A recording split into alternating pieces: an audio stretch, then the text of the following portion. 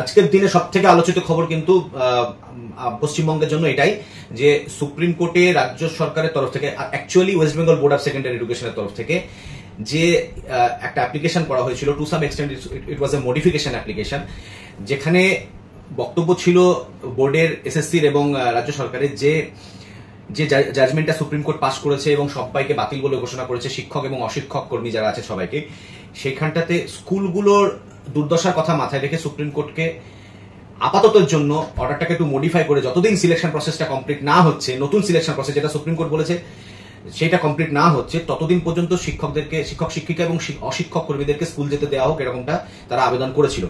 সেই আবেদনের সাড়া দিয়ে আজকে প্রধান বিচারপতির নেতৃত্বাধীন ডিভিশন বেঞ্চ বললেন যে হ্যাঁ, তারাও এটা নিয়ে ভাবনা চিন্তা করেছেন যে স্কুলগুলো সাফার করছে এবং এটার ফলে সাফার করতে পারে, কারণ নতুন প্রসেস ইনিশিয়েট করে সেটাকে শেষ করা তাড়াতাড়ির মধ্যে অত সহজ কথা নয়।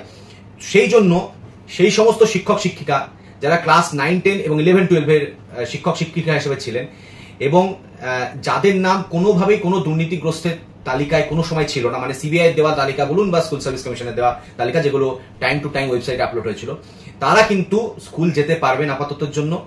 এটা একটা ইন্টারিম মেজার্স দেওয়া হলো রাজ্য সরকারের আবেদনের সাড়া দিয়ে। আমি রাজ্য সরকারটাকে বৃহত্তর স্বার্থে ব্যবহার করছি, যদিও রাজ্য সরকারের অধস্তন স্বশাসিত বোর্ড যেগুলো তারা এই অ্যাপ্লিকেশনটা করেছিল, কিন্তু এটাতে আবেদনের সাড়া দিয়ে এটা একটা হলো যে 9, 10, 11, 12 সেই সমস্ত শিক্ষক শিক্ষিকা যাদের নাম কোনো দুর্নীতিগ্রস্তের তালিকায় নেই তারা স্কুল যেতে পারবে।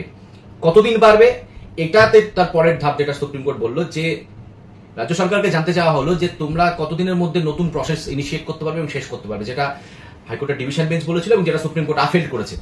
নতুন প্রসেসে কতদিনের মধ্যে শেষ করতে পারবে, তাতে করে রাজ্য সরকারের বক্তব্য যে আমরা 31শে ডিসেম্বর, মানে ডিসেম্বরের শেষের মধ্যে শেষ করে দেবো।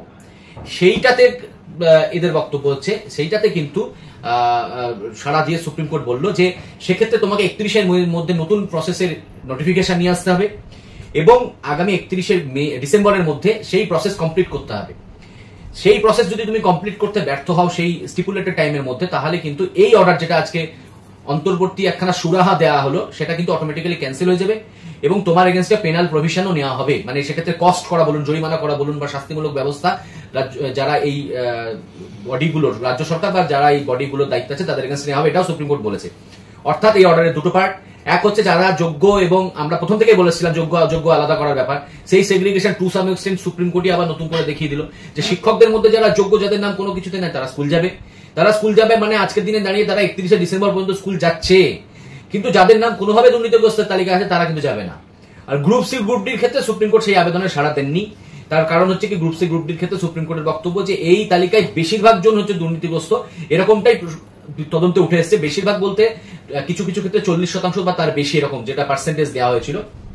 তো এত পার্সেন্টেজে আমরা এই সুযোগ অশিক্ষক কর্মী যারা আছেন তাদেরকে আমরা দিতে চাইছি না, এটা সুপ্রিম কোর্ট বলেছে।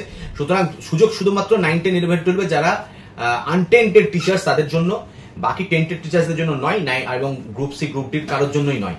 তো এবার নতুন প্রসেস হচ্ছে সেটা একটা যেমন বোঝা যাচ্ছে, আবার তার পাশাপাশি কিন্তু কিছু শিক্ষক শিক্ষিকা স্কুলগুলো সাফার করছিল, সেটাতে সেই আবেদনে সুপ্রিম কোর্ট সাড়া দিল, এটা একটা ভালো জিনিস।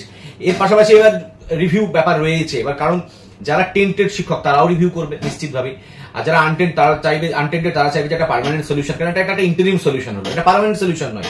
নতুন প্রসেসে আপনাকে বসতেই হচ্ছে। এবার কেউ যদি প্রসেসে বসার ব্যাপারে তাদের আপত্তি থাকে, তারা সেটাতে রিভিউ নিয়ে যাবে। আমরা যেমন অলরেডি টেন্টেড আনটেন্টেডের ডিভিশন চেয়ে আমরা টেন্টেডদেরকে বাদ দেওয়ার কথা বলেছি এবং সেখানে নিজেদেরকে অ্যাকোমোডেট করার কথা বলেছি সুপ্রিম কোর্টের কাছে, রিভিউতেও সেই কথাই আমরা বলছি। সুতরাং প্রাথমিক একটা সুরাহা হলো, ইন্টারিম সুরাহা হলো, পার্মানেন্ট সুরাহা হবে কিনা সেটা রিভিউ থেকে জানা যাবে। তো এটা তাও আজকের দিনে দাঁড়িয়ে একটা স্বস্তির খবর। স্কুলগুলো তো বাঁচুক অন্তত পক্ষে, এমনিতেই গরমের কারণে ঠিকঠাক করে স্কুল হয় না, একটা সে সমস্যা আছে।